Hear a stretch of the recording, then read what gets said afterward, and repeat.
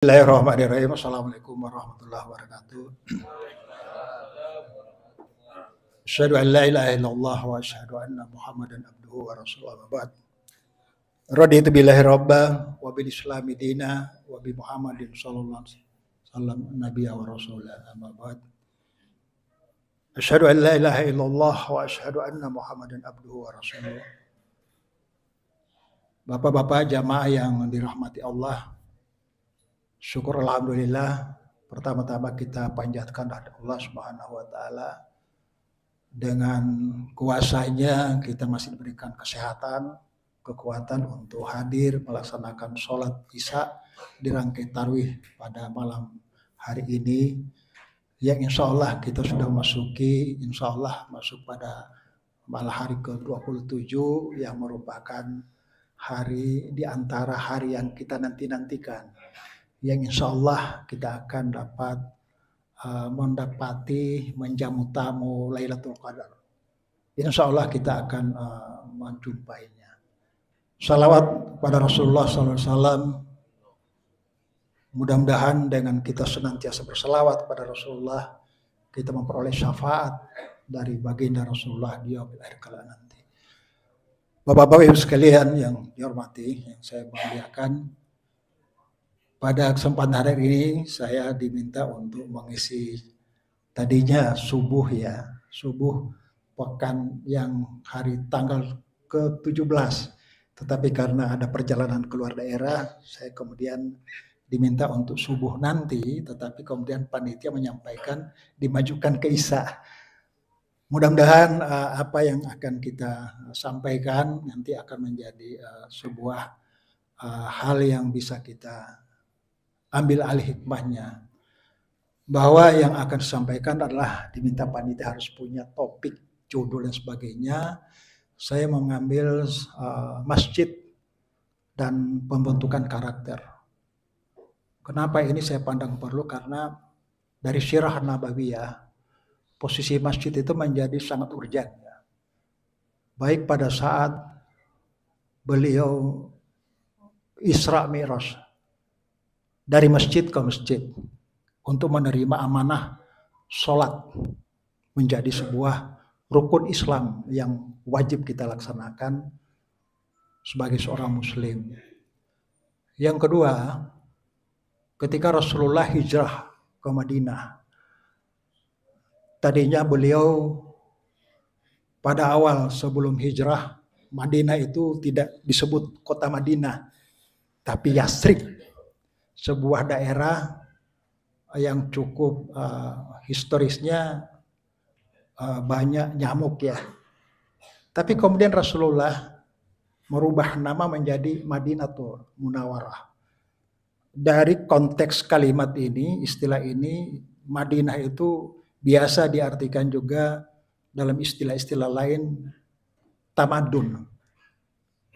Apa yang akan dibangun oleh Rasulullah adalah peradaban, civilization, bukan culturation, bukan kultur, bukan budaya, tapi peradaban, atau biasa dikenal masyarakat sipil ya, seperti itu.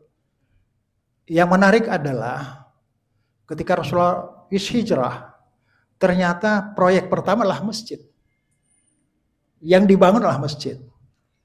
Dan dari masjid inilah kemudian tumbuh berkembang sebuah generasi yang dibina oleh Rasulullah secara langsung dalam kelompok-kelompok halakah, termasuk di belakang Masjid Nabawi itu. Kalau kita pergi ziarah ke Masjid Nabawi, kita lihat di belakang kubur Rasulullah itu ada sebuah kayak tempat yang itulah sufah, tempat pembentukan kader-kader generasi awal di zaman Rasulullah. Ini pertanda bahwa posisi masjid itu menjadi sangat urgen di kalangan umat Islam.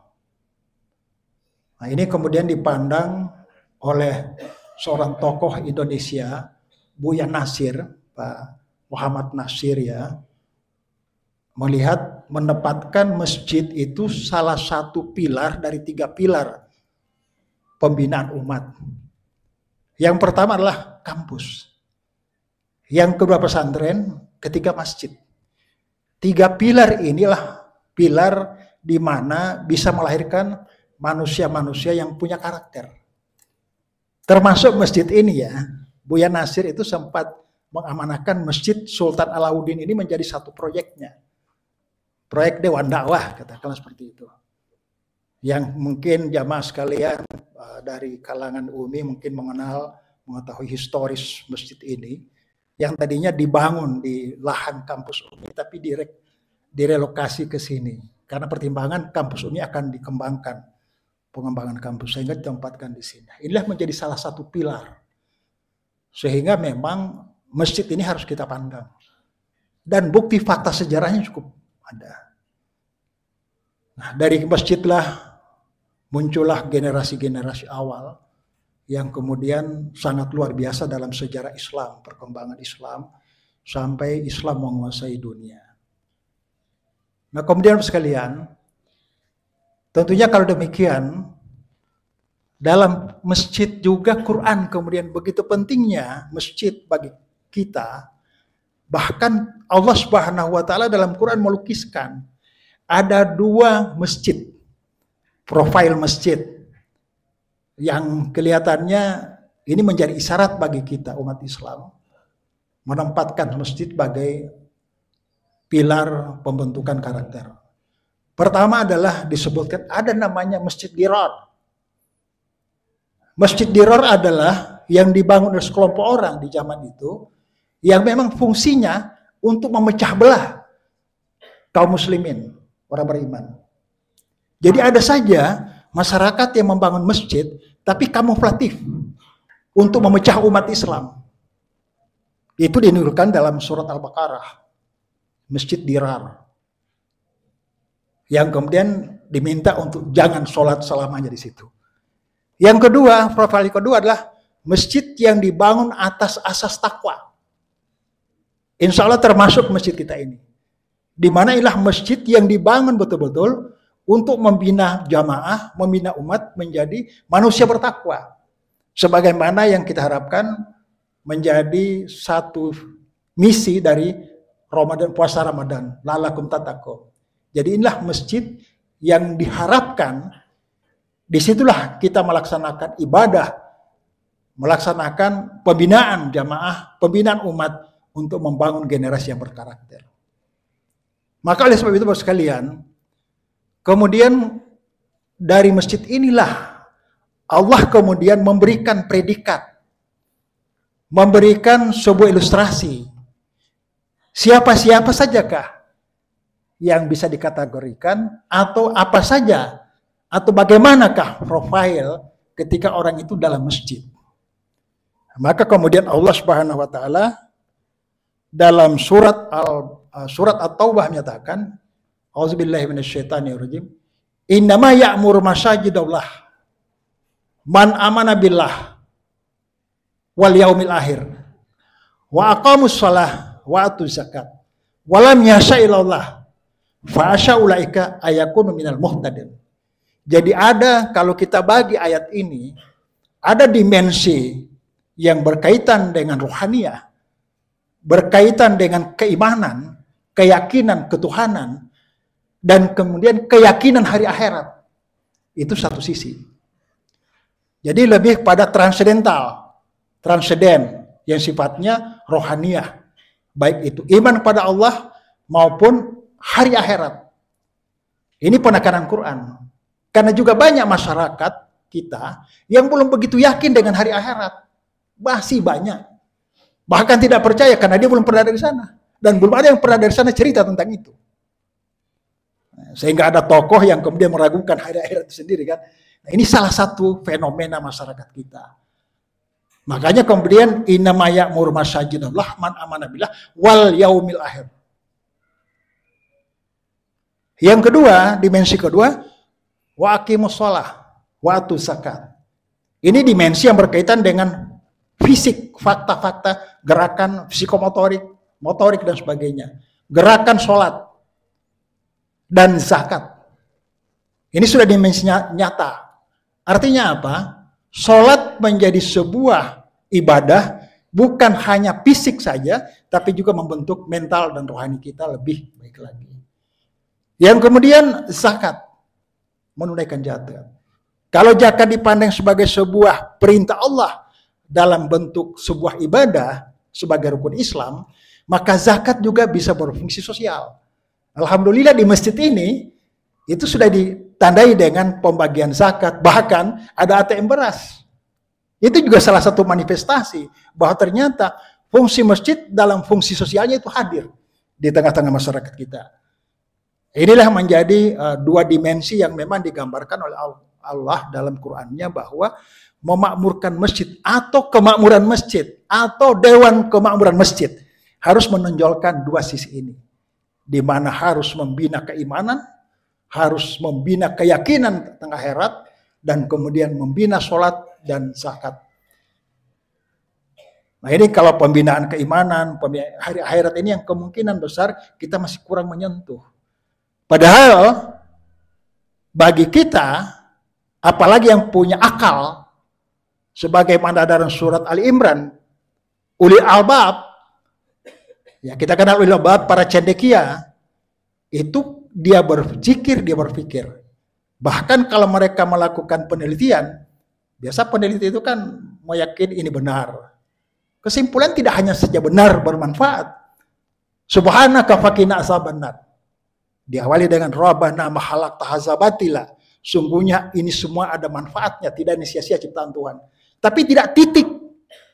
Kalau itu peneliti-peneliti lain bisa menyimpulkan semua makhluk ciptaan Allah itu bermanfaat. Tidak ada tidak bermanfaat. Rabbana ma khalaqta hadza batil. Tapi bagi ulil albab yang punya keimanan, Subhanaka faqina azabannar. Dan ya Allah, jauhkanlah kami dari api neraka. Neraka adalah yaumil akhir. Jadi dimensi bagi seorang cendekia itu mempercayai hari akhirat. Sehingga semua gerakan, termasuk penelitian, ketakjubannya terhadap Allah dikaitkan dengan hari akhirat. Akan ada pengadilan yaumil akhir. Akan kita hadapi sorga dan neraka. Sehingga dengan demikian maka ini menambah keyakinan kita, kebesaran jiwa kita. Ditambah dengan sholat sebagai rasa kepatutan kita, persujudan kita kepada Allah, penghambaan kita kepada Allah, dan zakat manifestasi iman kita memancar dalam bentuk mengeluarkan infak, zakat, dan sebagainya. Yang berikut adalah ditambah dengan ini dimensi fa'asyaulaika walam yashailallah, dan mereka tidak takut kepada siapapun kecuali Allah. Nah ini karakter. Mereka tidak takut kepada siapapun kecuali kepada Allah.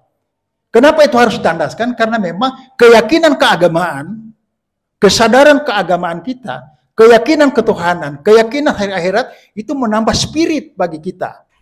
Kita menjadi percaya diri, bukan orang melempen. Kita semakin yakin kita sebagai makhluk Allah ditugaskan menjadi wakil khalifah di muka bumi, punya tugas untuk memakmurkan bumi, sekaligus memakmurkan masjid. Nah makanya kemudian penekanan walam yasha'illallah dipandang sebagai hasil daripada dua dimensi tadi. Setelah terbangun komitmen keyakinan ketuhanan, kesadaran atas hari akhirat, dan juga amal sholat dan zakat akan melahirkan generasi yang tidak takut kepada siapapun kecuali Allah. Kenapa? Karena jiwanya, pikirannya, wisahnya sudah masuk dalam wilayah Allah. Dalam siraman wahyu. Mengatur kehidupan manusia. Bukan saja dunia tapi juga hari akhirat. Dunia akhirat. Maka begitu lengkap seorang yang betul-betul sudah masuk ke dalam dua dimensi tadi. Sehingga tidak ada ketakutan dia terhadap ancaman-ancaman dunia. Karena dia yakin hari akhirat. Mungkin orang yang selama ini kita pandang hina di muka bumi, di langit itu dimuliakan. Sebaliknya juga, ketika kita lihat terpandang di bumi, tapi dihinakan di langit, itu tentu punya indikator.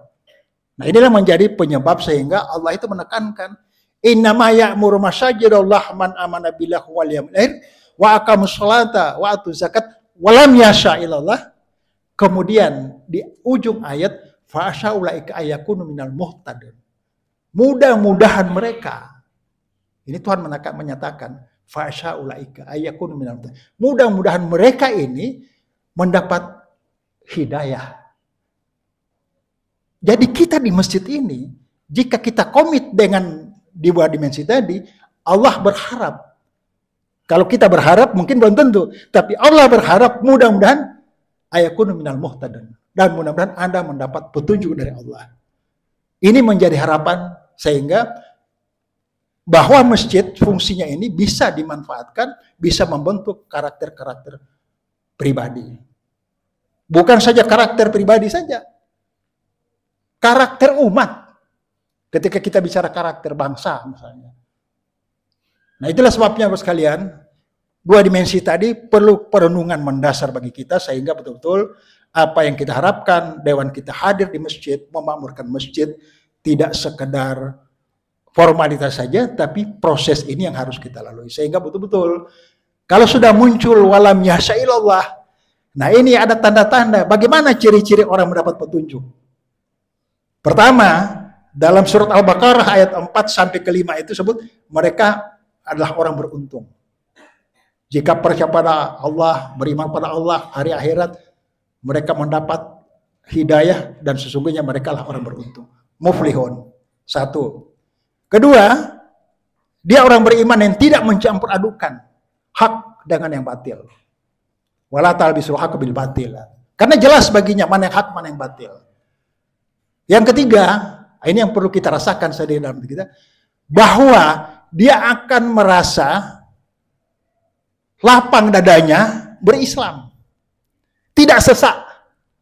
Nah itu kalau kita baca dalam Quran yang sudah sempat kita tadarusi, ya kita sudah wirid, kita temukan ayat itu dalam Quran, bahwa mereka yang mendapat petunjuk adalah ketika perasaannya, hatinya merasa lapang dalam Islam. Tapi kalau kita dengan Islam merasa sesak, Allah sesakkan napas kita, dada kita, hati kita. Itu indikator. Nah oleh karena itu ketika mulai kita berharapkan hidayah, petunjuk Allah, salah satu indikatornya itu. Kalau kita lapang dalam berislam, nah kalau misalnya cendekiawan, ilmuwan melahirkan ide-ide, kepakaran, berbasiskan wahyu, kemudian muncullah ilmu-ilmu yang berbasiskan bernilai, itu salah satu kebanggaan dia terhadap Islam. Bagaimana daya pancar iman kepada hari akhirat, kepada Allah dan kepada kitab-kitabnya itu kemudian melahirkan inspirasi, sekaligus aksi. Tidak sekadar inspirasi saja. Nah inilah menjadi karakter yang kita harapkan sehingga itu kita bisa temukan salah satu pilar pembentukan karakter di masjid yang kita cintai. Oleh karena itu sekalian, menjelang biasanya hari-hari 10 terakhir itu mulai banyak di masjid, i'tikaf dan sebagainya, sholat lail. Nah kita pelihara ini sebagai sebuah model pembentukan karakter umat, terutama karakter pribadi kita masing-masing. Saya kira cukup gini saja yang dapat saya sampaikan, mudah-mudahan ada manfaatnya. Bila ada yang kurang tolong dimaafkan dari saya pribadi, mudah-mudahan Allah senantiasa merahmati kita semua. Wabillahi taufiq hidayah. Assalamualaikum warahmatullahi wabarakatuh.